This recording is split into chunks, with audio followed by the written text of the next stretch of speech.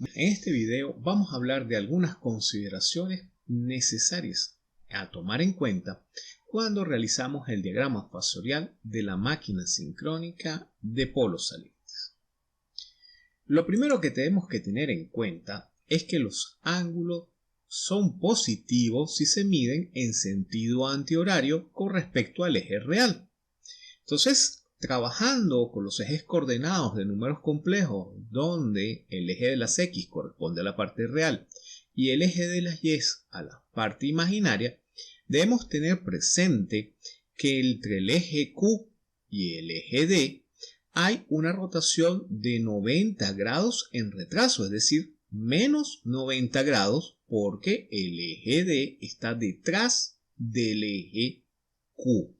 Entonces, esto lo tenemos que tener presente al momento de si queremos programar las ecuaciones del diagrama fasorial en sistemas, bien sea la calculadora o bien sea MATLAB o Octave, porque es una consideración importante en tenerla en cuenta. Entonces, a partir de estos dos ejes coordenados que tenemos en la lámina, vamos a dibujar el fasor de tensión y el fasor de corriente. Igual que siempre, vamos a centrar el fasor de tensión en ángulo 0, mientras que el fasor de corriente va a estar en retardo en un ángulo phi. Por eso es que lo simbolizamos como la exponencial de menos j phi.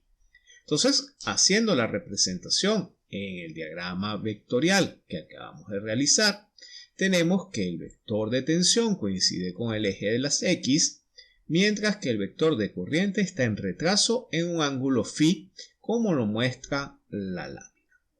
A partir de este punto podemos calcular el vector D sumando la caída de tensión de la reactancia de eje cuadratura y de la resistencia en función de la corriente de la máquina.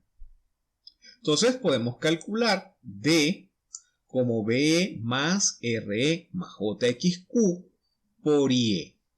Eso lo podemos ver en el diagrama vectorial, donde la caída en la resistencia es lineal con respecto a la corriente del estator, es decir, tiene el mismo sentido, mientras que la caída de la reactancia está a 90 grados de la posición de la corriente debido a la rotación del número complejo J. De esta manera nosotros obtenemos la posición del vector D, y el vector D es colineal o está sobre el eje Q de la máquina. Es decir, una vez calculado el eje D, están definidos el eje de cuadratura y el eje directo a 90 grados en retraso, es decir, 90 grados negativo con respecto al eje D. Entonces, si hacemos la gráfica, tenemos que el eje Q es colineal al eje D y el eje directo está a 90 grados en retraso con respecto al eje Q. Entonces, eso nos plantea tres posibles ángulos.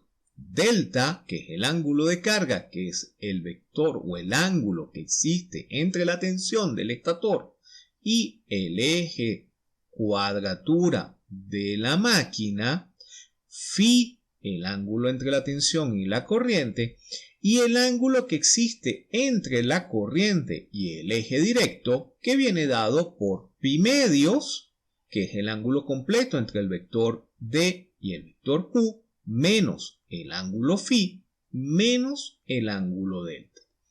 Eso me permite hacer la proyección de la corriente IE sobre el eje directo, de tal manera de poder encontrar la componente de corriente en eje directo.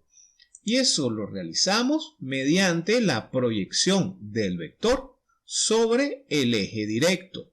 Eso me da la información de cuánto es la corriente en esa componente.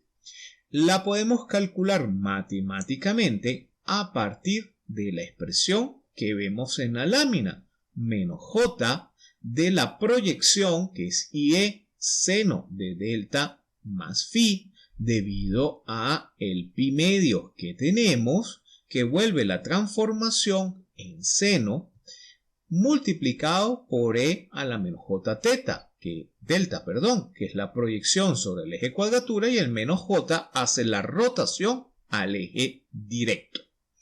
De esa manera tenemos el último término necesario para calcular la fuerza electromotriz, que no es más que D más J XD menos XQ por la componente de corriente ID, que nos daría el último término para poder encontrar la tensión o la fuerza contraelectromotriz o interna de la máquina sincrónica. Entonces, mediante este juego de ecuaciones y viendo las proyecciones en el diagrama vectorial, es fácilmente construible el diagrama fasorial de la máquina sincrónica. Gracias por su atención.